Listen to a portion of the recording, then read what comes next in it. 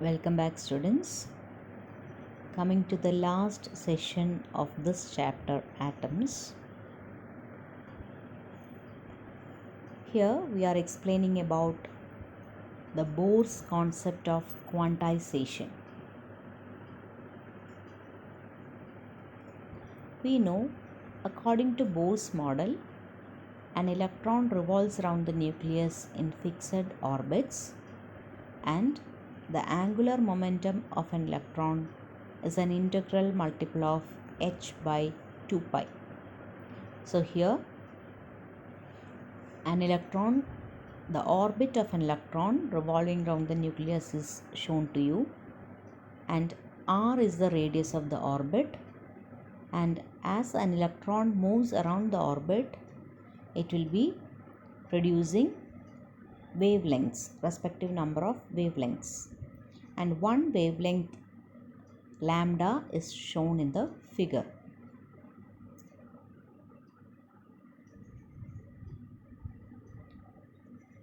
De Broglie explained the Bohr's second postulate of quantization. According to de Broglie, when an electron in a stationary orbit, when an electron is in the stationary orbit of an atom, it is in a kind of resonance.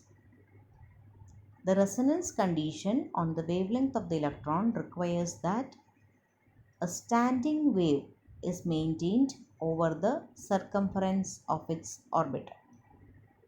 That means the circumference of this orbit must be an integral multiple of lambda,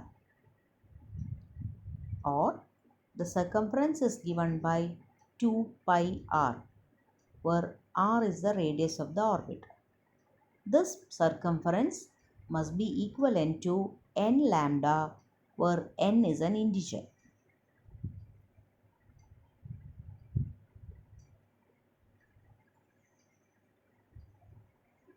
You might have studied in chemistry about the de Broglie wavelength, which is given by lambda is equivalent to h by p, where p is the momentum and h is the Planck's constant.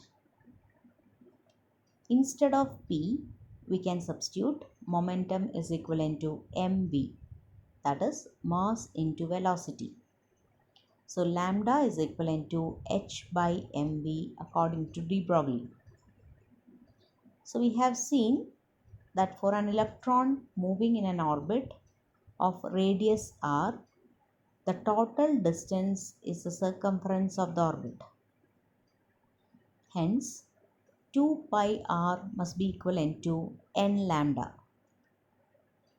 Here, instead of lambda, if you are substituting h by mv, you will get 2 pi r is equivalent to nh divided by mv.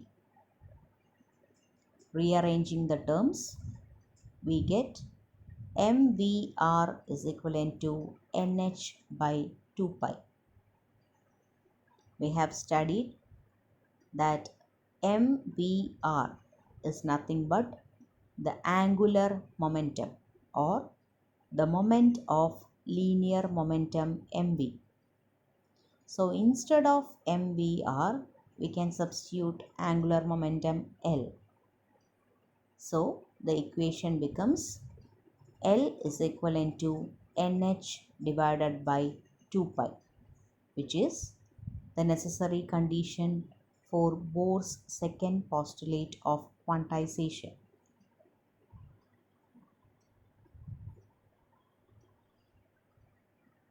And the Bohr's postulate explained about the angular momentum, as angular momentum must be an integral multiple of h by 2 pi, but no explanation was given to why it is so. So de Broglie assumed that the electron orbit would be stable only if it contained an integral number of electron wavelengths.